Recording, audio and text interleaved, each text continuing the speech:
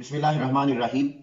अल्लज़ीना युमिनून बिल-ग़ैब व युक़ीमून अस्सलात व मिम्मा रज़क़नाहुम युनफ़िक़ून। पिछली आयत करीमा में दोस्तान मोहतरम अल्लाह रब्बुल इज़्ज़त ने कुरान मजीद से कौन लोग हदायत ले सकते हैं, उनकी पहली जो शर्त बयान की वो तक़वा बयान किया। हुदल लिल मुत्तक़ीन, वो तक़वे वाले लोग हैं। अब सवाल पैदा होता है कि वो तक़वे वाले कौन हैं। थोड़ी सी तो लफ्ज़ी तर्जुमे के तौर पे हमने तक़वे की तारीफ़ की और समझने वालों से मुफ़स्सिरीन से समझा कि तक़वा होता क्या है।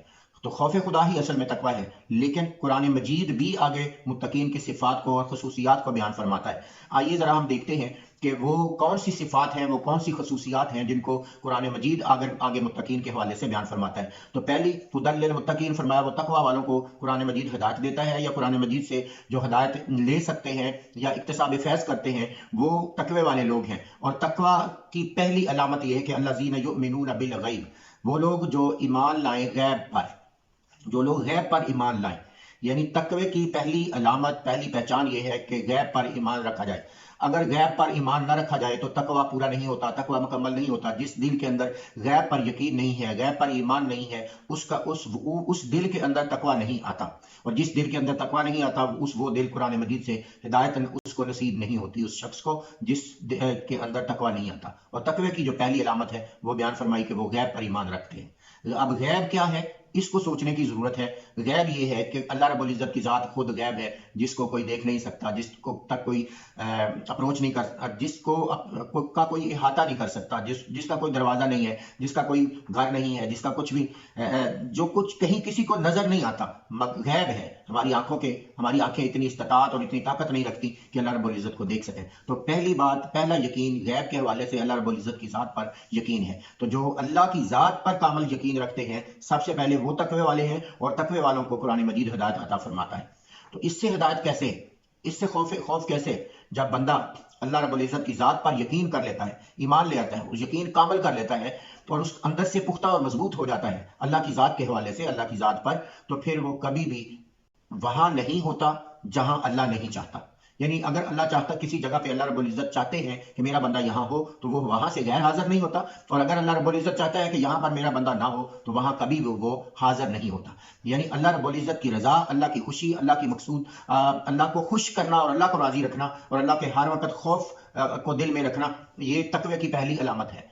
वो बंदा हर वक्त देखता है, अपने जलवत में भी, अपनी खलवत में भी, अपने ज़ाहिर में भी, अपने बातन में भी, वो मुआशरे के अंदर चल फिर रहा हो तब भी, वो मुआशरे के अंदर ना हो, घर में हो तब भी, वो कमरे में हो तब भी, वो फैमिली के साथ हो तब भी, वो मार्केट में हो तब भी, वो दुकान पर बैठा सौदा सलफ बेच रहा हो या खरीद रहा हो तब भी, और वो किसी और काम में मसरूफ हो तब भी, वो मस्जिद में हो तब भी, वो मंदिर में हो तब भी, वो दुनिया के किसी काम में भी हो तब भी सॉरी तब भी वो किसी हाल में भी अल्लाह रब्बुल इज़्ज़त की ज़ात से गाफिल नहीं होता। वो हर वक्त अल्लाह रब्बुल इज़्ज़त की तरफ मुतवज्जे रहता है। तो जो अल्लाह की ज़ात पर यकीन रख ले आता है, इसका मतलब ये है कि वो कभी भी ऐसा काम जिंदगी में नहीं कर सकता जो अल्लाह रब्बुल इज़्ज़त को नाराज करने वाला काम है। और अगर कोई बंदा ऐसा करता है कि वो अल्लाह रब्बुल इज़्ज़त को नाराज करने वाले काम भी कर रहा है, मगर उसके साथ साथ अल्लाह पर यकीन भी रखता है, तो वो यकीन सिर्फ मानने की हद तक है, ईकान की हद तक नहीं है। जिस शख्स का यकीन ईकान की हद तक अल्लाह की ज़ात पर पहुंच जाता है, वो कभी भी मुआशरे में गलत काम नहीं करता, वो दुनिया को। और अल्लाह पाक ने फिर फरमा दिया, फिर अल्लाह रब्बुल इज़्ज़त के हुक्म के मुताबिक जो जो चीज़ें गैब हैं उन सबको वो मानता भी है, उन पर यकीन भी रखता है। मौत इंसान के सामने नहीं है, गैब है, वो हर वक्त मौत को अपने सामने रखता है। और कब्र इंसान के सामने नहीं है, गैब है, कब्र की जिंदगी इंसान के सामने नहीं है, गैब है, तो वो कब्र की जिंदगी को हर वक्त अपने सामने रखता है, कभी भी उससे बेखबर नहीं होता। क़यामत के दिन उठाया जाएगा और अपने हिसाब किताब दिए जाएंगे, हिसाब किताब पूछा जाएगा, वो कभी भी अपने हिसाब किताब से गाफिल नहीं होता। तो गैब की पर ईमान लाने का मतलब ये है कि जो बंदा गैब पर ईमान लाता है वो इतना बाकिरदार, इतना साले, इतना मुत्तकी, इतना परहेजगार होता है कि उसकी जिंदगी के अंदर कभी भी कोई गलत काम नहीं होता, क्योंकि उसे पता है कि आज वो इस दुनिया के अंदर है, ये चंद रोजा जिंदगी है, और बिल आखिर इस जिंदगी को, इस दुनिया को छोड़कर उसने कब्र के अंदर जाना है, मौत आनी है। और मौत की सजा मौत एक बहुत सख्त लम्हा होता है इंसान की जिंदगी के, दुनिया के से इख्तिताम का। और फिर उसके बाद कब्र है, तो कब्र की अंधेरी रात बहुत मुश्किल काम है। वहां पर मुनकर नकीरीन के सवाल देना, सवालों के जवाब देना बड़ा मुश्किल काम है। वो हमा वक्त उसके लिए तैयार रहता है और तैयारी करता रहता है। और अगर कोई तैयारी नहीं कर रहा और मगर यकीन का दावेदार है, तो फिर वो अपने अमल से इस बात को साबित कर रहा है कि वो गलत बयानी कर रहा है। तो गैब पर ईमान लाने का मकसद ये है, मतलब ये है کہ وہ اندر سے ہر وقت آنے والے وقت کے سے خوف زدہ اور ڈرے رہتے ہیں. وہ جو کچھ بھی کرتے ہیں ہر وقت اللہ اور اس کے رسول صلی اللہ علیہ وسلم کی رضا اور خوشی کے لیے کرتے ہیں. تو بالغیب یؤمنون بالغیب، وہ غیب پر ایمان لاتے ہیں. اور دوسری اللہ رب العزت نے بیان فرمائی کہ وَيُقِيمُونَ الصَّلَاةَ، وہ نماز کو قائم کرنے والے ہیں. دوسری شرط متقین کی اور تقوی والوں کی، دوسری شرط اللہ پاک نے بیان فرمائی کہ وہ وَيُقِيمُونَ الصَّلَاةَ، وہ نماز کو قائم کرنے والے ہیں. اب نماز قائم کرنے کا مطلب کیا ہے؟ یہ بھی اصل میں اللہ رب العزت کی بارگاہ میں حاضری ہے کہ وہ بندہ 5 وقت کم از کم، جو اللہ والا بندہ ہے، جو غیب پر یقین رکھتا ہے، جو تقوی والا بندہ ہے، جو اندر سے اللہ رب العزت پر یقین کامل رکھتا ہے، وہ 5 وقت کم از کم اپنے ایک 24 گھنٹوں کے اندر اللہ کی بارگاہ میں حاضری دیتا ہے.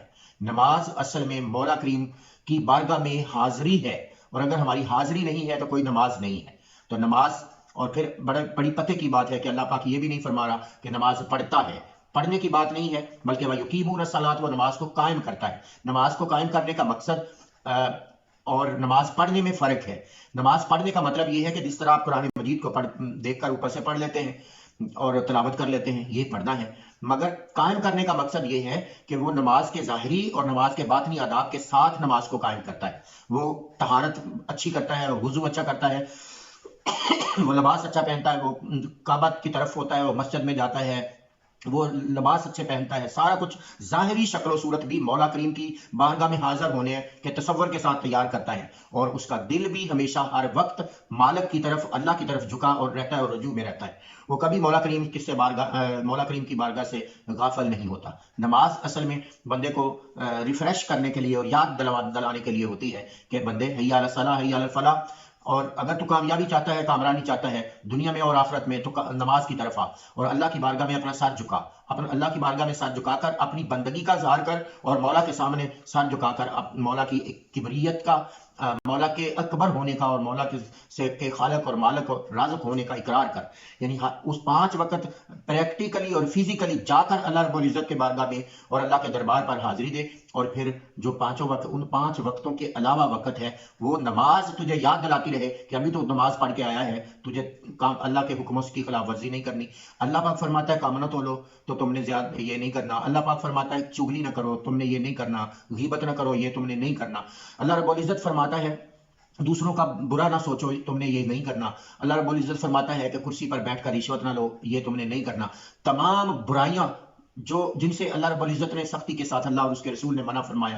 انسانیت کی خیر خواہی کرو، انسانیت کے لیے جیو، زندہ رہو، ان کے لیے محنت کرو، ان کے لیے کام کرو. تو یہ جو ساری چیزیں ہیں، انسان کو نماز ہمیشہ یاد دلاتی رہتی ہے کہ بندے تو مولا کا بندہ ہے، تو ابھی تو نماز پڑھ کے آیا ہے، اللہ کی بارگاہ میں حاضری دے کر آیا، اور ابھی آ کر تو یہ کام کر رہا ہے. تو نماز ہر وقت انسان کو روکتی ہے. تو برائی سے رک جانا،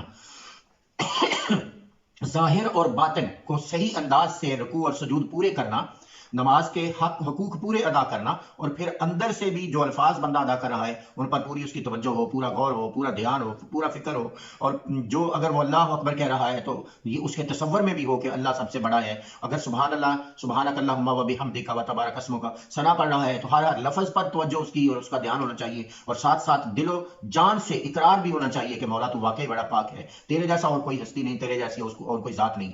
یعنی ظاہری آداب، وضو، طہارت، لباس، سارا کچھ مکمل کر کے، جگہ کا پاک کر کے، قبلہ کی طرف منہ کر کے، سارے آداب پورے کر کے، پھر باطنی آداب جو بندے کے قلب کے اندر ہے، دل کے اندر ہے، ان کو بھی پورا کرنا، اور بڑی توجہ کے ساتھ، خشوع کے ساتھ، خضوع کے ساتھ نماز کو ادا کرنا، یہ نماز کا قائم کرنا ہے. اور اللہ پاک فرما رہا ہے قرآن مجید سے تب کوئی بندہ فیض حاصل کر سکتا ہے جب وہ پوری طرح متقی ہے، اور متقی کا مطلب ہے کہ غیب پر ایمان لاتا ہے. اور دوسری شرط اللہ پاک نے فرمائی کہ وہ نماز قائم کرتا ہے. اور تیسری شرط اللہ پاک نے فرمائی وَمِمَّا رَزَقْنَاهُمْ يُنْفِقُونَ، اور جو ہم نے ان کو دیا ہے اس میں سے خرچ کرتے ہیں.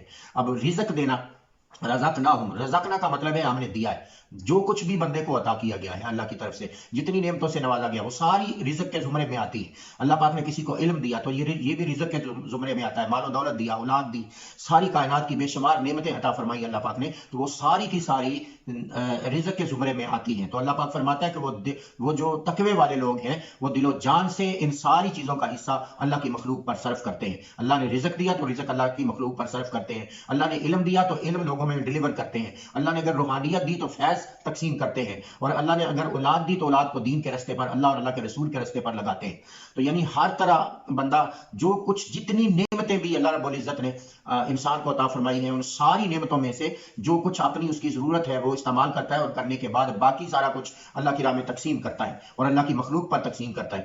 تو جو اس طرح کرتا ہے وہ تقوی والا ہے، اور اگر ایسا نہیں کرتا تو وہ تقوی والا نہیں ہے، اور اگر تقوی والا نہیں ہے تو قرآن مجید اس سے وہ اکتساب فیض نہیں کر سکتا، اور پھر وہ اللہ کے علوم سے کچھ فیض حاصل نہیں کر سکتا، اور قرآن مجید کی معرفت حاصل نہیں کر سکتا۔ تو ہمیں چاہیے کہ سب سے پہلے وہ لوگ جب قرآن پاک کا ہم کسی سے قرآن پاک کا درس سنتے ہیں، قرآن پاک کا پیغام سنتے ہیں، اور کوئی ہمیں کہتا ہے کہ قرآن پاک کا درس ہے فلاں جگہ پر، تو سب سے پہلے یہ دیکھنا ضروری ہے کہ جو شخص قرآن مجید کا درس دینے والا ہے، قرآن کا پیغام دینے والا ہے، قرآن ہمیں سمجھانا چاہتا ہے، اس کا اپنا عمل کیسا ہے، کیا اس کے اندر تقویٰ ہے، کیا وہ غیب پر ایمان رکھتا ہے، کیا وہ نماز قائم کرنے والا ہے۔ اگر یہ خصوصیات پائی جائیں اور وہ صالح ہو، متقی ہو، اللہ والا بندہ ہو، پرہیزگار ہو، اس کے اندر خوف خدا ہو، تو وہ کبھی غلط بیانی نہیں کرے گا، کبھی کذب بیانی نہیں کرے گا، کبھی ممبر رسول پر بیٹھ کر وہ خلاف اسلام اور خلاف قرآن نہیں کرے گا، اور حکمت کے خلاف نہیں کرے گا۔ تو یہ بڑا ضروری ہے کہ ہم جب قرآن کا درس سننے لگے یا قرآن علماء کو سننے لگے تو سب سے پہلے ہم یہ دیکھیں کہ کیا وہ جو صاحب علم ہے، جو صاحب مسند ہے، وہ اس کا مقصود کیا ہے، اس کی منزل کیا ہے، وہ یہ ساری ایفرٹ، ساری محنت کس لیے کر رہا ہے۔ اگر تو وہ اللہ اور اللہ کے رسول کی رضا کے لیے کر رہا ہے تو لا محالہ اس کی توجہ کبھی مال و دولت کی طرف نہیں ہوگی، اور اس کے اندر سے، اس کے چہرے سے، اس کے کردار سے، اس کے اٹھنے بیٹھنے سے، ہر چیز سے ہمیں تقویٰ اور پرہیزگاری نظر آئے گی، اور پتہ چلے گا کہ یہ بندہ اللہ کے لیے سارا کچھ کر رہا ہے۔ تو جو اللہ کے لیے کرتے ہیں انہی کے لیے وہی متقین ہے، اور انہی پر اللہ رب العزت قرآن کا ہدایت کا دروازہ کھولتا ہے۔ اللہ رب العزت ہمیں حق کی پہچان اور حق عطا فرمائے، اور حق کا ساتھ دینے کی توفیق عطا فرمائے۔ السلام علیکم ورحمۃ اللہ وبرکاتہ۔